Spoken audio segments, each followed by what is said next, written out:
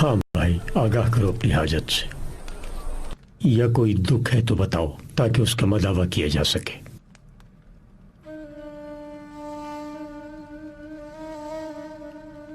मुर्शिद, इनकी ख्वाहिश है कि महलों की आजादनाक जिंदगी से निजात मिल जाए। हजूर पाक के तरीके पे चलते हुए रब को राजी करना चाहते हैं।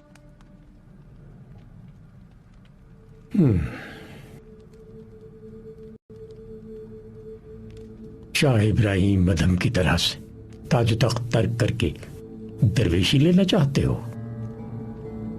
मगर अपने इस मनसब को छोड़ने का मतलब है जो लोग अपनी हाजतों के लिए तुम्हारी तरफ देखते हैं उन्हें भी छोड़ देना। तुम महल में रहते हुए भी अपनी मुराद पा सकते हो। मुझे असल में आलम इस्लाम के लिए कुछ करना है। इस आलम का खालिक और इस्लाम का खालिक अल्लाह ही है। तुम्हारा काम तो बस दयानतदारी से अपना काम करना है। दयानत में कभी कोताही नहीं की मैंने। हर वो जिम्मेदारी जो मुझे तफवीज की गई वो बखूबी पूरी की। लेकिन जब ये दिल मुतमईन है तो फिर ये लेकिन। अमीर अल अजीज भांजा है मेरा, उसे औलाद की तरह चाहता हूं। उसकी खिदमत और उसके हुक्म की तामील के सिवा किसी शय से गरज नहीं रही मुझे। लेकिन हर रोज मुख्तलिफ मुल्कों से वहशतनाक खबरें आ रही हैं। अब्बासी खलीफा के महल के अंदर, ख्वारज़म शाह के पाए तख्त में, कायरा में, बगदाद में, हर मुस्लिम सल्तनत में जो भी नेक दिल वजीर हैं या फिर उमरा हैं, उन्हें चुन चुन कर मारा जा रहा है। और हमारे महल में कौन अंदर से क्या है, कौन किसके लिए काम कर रहा है, कुछ नहीं मालूम। जो कुछ तुमने बताया है ये तुम्हें अपनी मौजूदा जिम्मेदारियों से रोकने का बहाना होगा। यह मजीद जाफिशानी से इस्लाम के लिए काम करने का सबब बनेगा।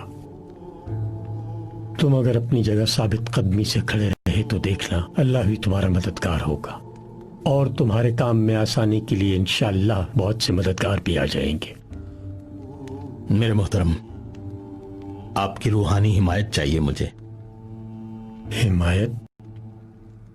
एक जवान बूढ़े से कहे कि बाबा हिमायत, तो मतलब है कि खिदमत।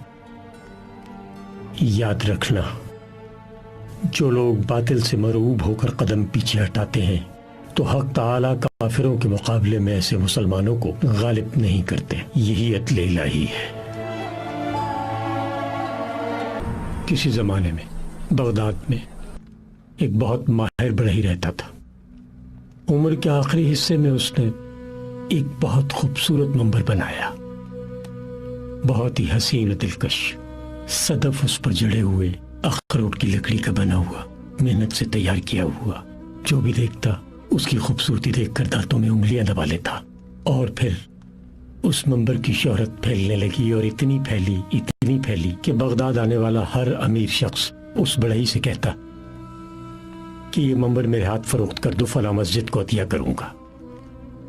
लेकिन बढ़ई का हमेशा एक ही जवाब होता, नहीं जनाब, ये मंबर मस्जिद अक्सा में सजेगा। लोग ताज्जुब में पड़ जाते कि भाई मस्जिद अक्सा तो ईसाइयों के कब्जे में है। बढ़ई सब की बातें सुनता और फिर एक ही जवाब देता, मेरा काम बस इतना ही था, मैं एक फनकार हूं, मंबर बनाता हूं।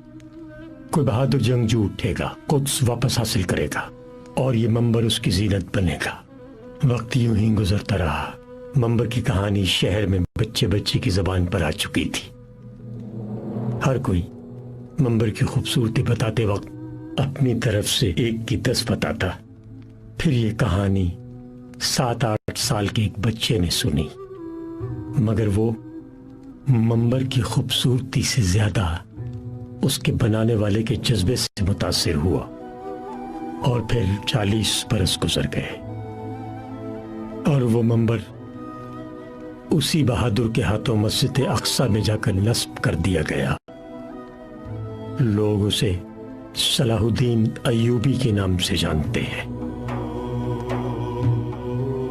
हमारा काम भी बस इतना ही, हमें भी उस बढ़ई की तरह बस एक मंबर बनाकर रख देना है اور پھر اسے اس کی منزل تک پہنچانے والا کوئی بہادر خود بخود ابھر کر سامنے آئے گا.